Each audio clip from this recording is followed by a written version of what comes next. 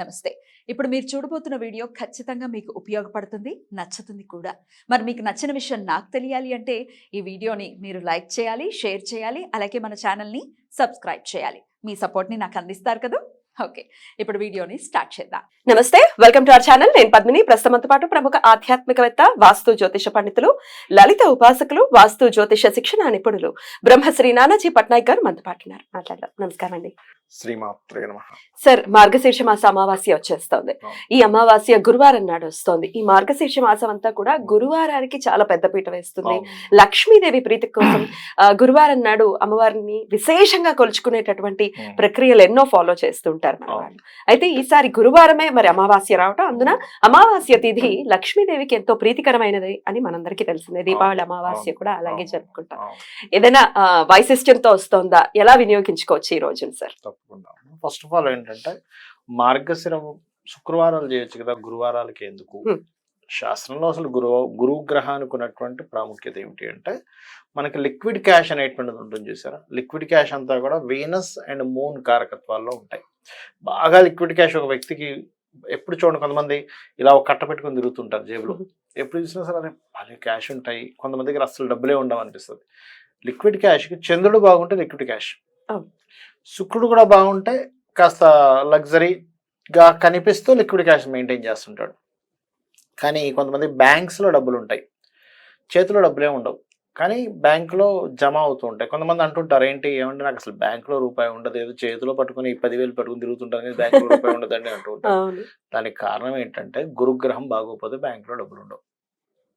గురువు మూలధనానికి, దాచుకునే ధనానికి కారకుడు అనమాట. అందుకని గురువు కనుక పాడయ్యాడు అనుకోండి, డబ్బు నిలబడదు అంటారు చూసారా. ఏమిటోనండి, డబ్బులు నిలబెట్టడం లేదు, డబ్బులు ఎప్పటికప్పుడు పోతున్నాయి అంటూ ఉంటారు. ఇలా 4 డబ్బులు నిలబెట్టుకుందాం అనుకునేసరికి పోతున్నాయి అంటుంటారు. కారణం ఏంటంటే గురుగ్రహము బలం లేనప్పుడు అది జరుగుతుంది. ఈ మార్గశిర లక్ష్మీ వారాలు కనుక ఎవరైతే చేస్తారో ధనం నిలబడడం జరుగుతుంది.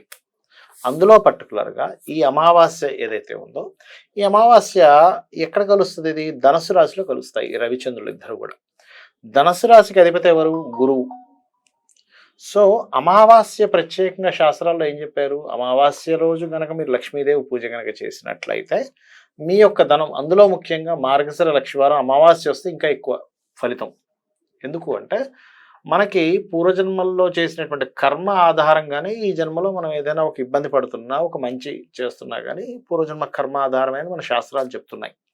అంటే ఏమిటి? పాస్ట్ లైఫ్లో నువ్వు ఎవడైనా సేవింగ్ చేసుకుంటాను, లేకపోతే దాచుకున్న ధనాన్ని ఏదో రూపంలో, ఏదో రిలేషన్ రూపంలో ఏదో నువ్వు ఇవ్వు నాకు ఇవాళ రేపు మనం చూస్తుంటాం. కొంతమంది ప్రత్యేకంగా ఉంటారమ్మా, నేను చూస్తుంటాను కదా, వాళ్ళ ఆర్థిక పరిస్థితి బాగుంది అని అనగానే వాళ్ళు ఏం చేస్తున్నారంటే జాగ్రత్తగా తెలుసుకుని అతి వినయాన్ని చూపించి చిన్నగా ఎంతో కొంత డబ్బులు తీసేసుకుంటారు వాళ్ళ దగ్గర. ఏదో చెప్తారు, వాళ్ళు మంచి వాళ్ళని తెలుసు అనుకోండి, ఏం చేస్తారంటే అయ్యో మా వాళ్ళకి ఇట్లా అయిపోయిందంటే ఇప్పుడు డబ్బులు వెతుకుతుందంటే వాళ్ళ మంచితనం కదా, అయ్యో పరోపకారం చేయకపోతే అట్లాగా వీళ్ళు ఇంత ఇబ్బందులో ఉన్న దగ్గర డబ్బులు ఉంటే లాభం ఇస్తారు. ఇలా ఎవరి దగ్గరైనా ఆ రకంగా ధనాన్ని అపహరించి వాళ్ళకి మళ్ళీ రిటర్న్ ఇవ్వకపోతే ఈ జన్మల్లో ధన సంబంధించినటువంటి దాచుకునేటువంటి డబ్బులు ఉండవట. మనకి ఇది కర్మ విపాకం అనేటువంటి ఒక గ్రంథం ఉంటుంది. అంటే నువ్వు ఏ కర్మ చేయడం వల్ల ఏ రకమైనటువంటి ఇబ్బంది పడుతున్నావు, దానికి ఎటువంటి పరిహారం చేసుకోవాలని చెప్పబడింది అందులో. సో ఇలా మనకు తెలుసో తెలియకో అజ్ఞానంలోనే, లేకపోతే మళ్ళీ రిటర్న్ ఇచ్చేద్దామని కాన్సెప్ట్తోనే కొంతమంది తీసుకుంటారు కూడా, కానీ ఇవ్వలేక రుణపడిపోవడము ఇట్లా జరుగుతుంది. సంథింగ్ కొంతమంది తప్పించుకోవడం ఇట్లాంటివి జరుగుతుంటాయి. ఇలాంటి సమయాల్లో ఆ కర్మ మనల్ని వెంటాడేటప్పుడు గురుగ్రహం వీళ్ళకి సరిగా ఉండదు.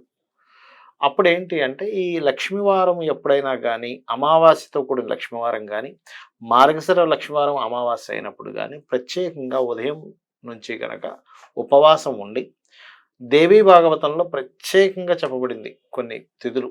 అందులో చతుర్దశి ఒకటి, చవితి ఒకటి, అదేవిధంగా అష్టమి ఒకటి, ఈ రకంగా అమావాస్య మరియు పౌర్ణములు.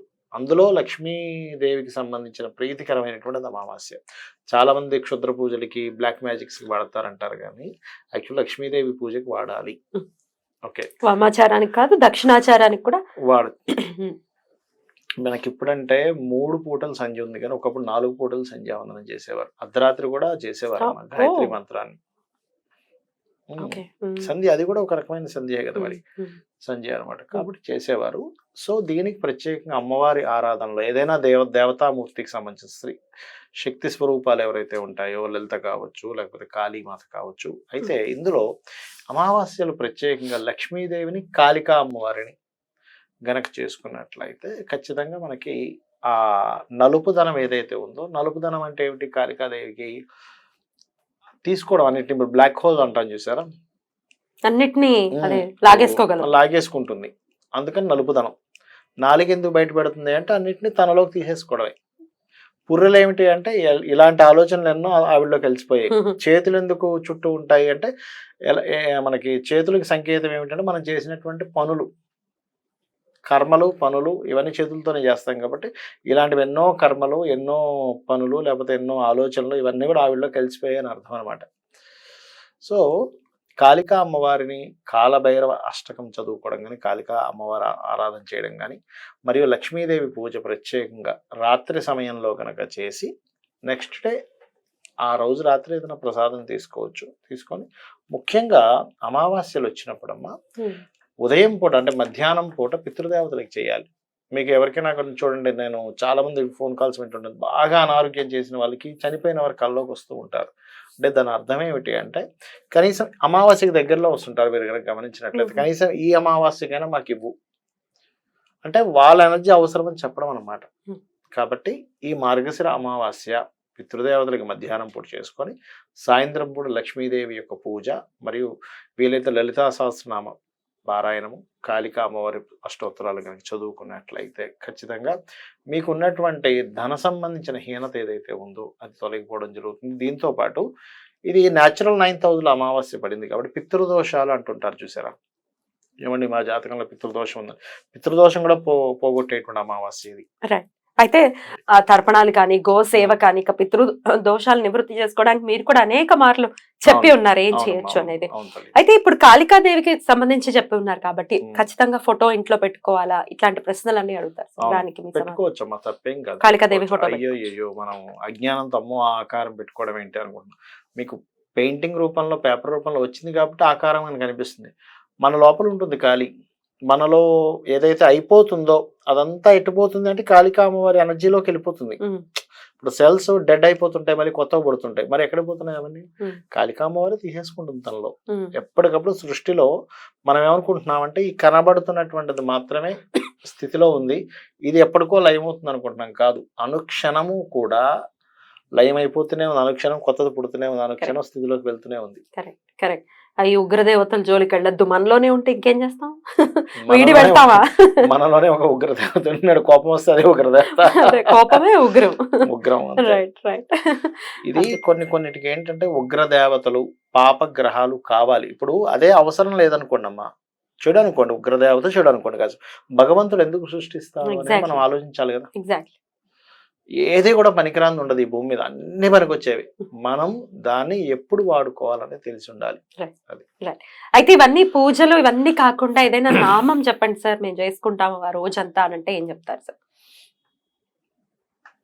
నవవిద్రుమ బింబశ్రీ న్యక్కారి రతనచ్చద అనే నామస్మరణ ఎక్కువ. ఎలా చేసుకోమంటారు దానికి? ఎలా చేసుకోవాలంటే 2-3 రకాల పద్ధతులు ఉన్నాయి. ఒకటేమో మీరు స్థిరంగా సుఖాసనం ఒకటి వేసుకొని చక్కగా ఈ ముద్ర, ఎందుకంటే అమావాస్య గురువారం కాబట్టి గురువుకు సంబంధించిన వేలికి సంబంధించిన ముద్ర వేసుకొని ఓం నవవిద్రుమ బింబశ్రీ న్యక్కారి రతనచ్చద అని మనసుతో చేయాలి. టంగ్ ఉంటుంది కదా, టంగ్ ని మడిచి పైకి పెట్టాలి. మీరు అలా మడిచి పైన పెట్టి టచ్ అవ్వాలి. టచ్ అయ్యి ఇంకా వీలైతే లోపల ఉండేటువంటి కొండ నాలికను లాగి పెడతారు. కొంతమంది ప్రాక్టీస్ ఉండాలి బాగా దానికి. పెట్టి అంటే ఈ నాలుగుతోనే ఇట్లా పెడతారు. పెట్టి మన ఇప్పుడు చూడండి ఇలా పెట్టానా, ఇలా పెడితే కళ్ళు ఎక్కడికి వెళ్ళే, పైకి వెళ్ళే అంటే ఇక్కడికి వెళ్ళిపోతుంది, దృష్టి అంతా ఇక్కడికి వెళ్ళి కళ్ళు మూసుకొని ఇలా ఒకటి నాలుక పెట్టేసాం కదా, మనసుతో చేయాలి. నవవిద్రుమ బింబశ్రీ న్యక్కారి రతనచ్చద అని మన ఆలోచన అంతా ఇక్కడ ఉండాలి. ఇక్కడ ఉండి మీరు కనుక చేస్తే ఏమవుద్దంటే కుండల్ని మన ఇడాపింగళ నాళ్ళు ఏవైతే ఉన్నాయో అవి రెండు కలుస్తాయి. నాలిక అలా పెట్టినప్పుడే కలుస్తాయి, నార్మల్గా కలవదు. అలా ఎప్పుడైతే కలిచాయో ఇవి స్ట్రైటన్ అవుతూ ఉంటుంది లోపల. అవే తప్పకుండా సార్, చాలా అద్భుతమైనటువంటి విషయాలు చెప్పారు. డెఫినెట్ గా కర్మ తొలగిపోవటం అనేది ప్రకృతి ఎప్పటికప్పుడు 15 రోజులకు ఒకసారి ఈ అవకాశం ఇస్తూనే ఉంది. నెల రోజులకోసారి, నెల రోజులకోసారి అది ఇప్పుడు అమావాస్య అయితే నెల, అమావాస్య అయితే 15, నెల, 15. ఏకాదశులు వస్తూ ఉంటాయి, అవునవును. చతుర్దశులు వస్తూ ఉంటాయి, లేకపోతే అవునవును. చవితి తిథులు వస్తూ ఉంటాయి ప్రత్యేకించి. అవునవును. మనం వినియోగించుకోవడంలో ఉంటుంది end of the day. Yeah, exactly. అందుకే అలా గుర్తు చేసే ప్రయత్నమే ఈ కార్యక్రమాలు. చాలా చక్కగా మాకు తెలియజేశారు sir. Thank you so very much. నమస్తే. శ్రీమాత్రే నమః.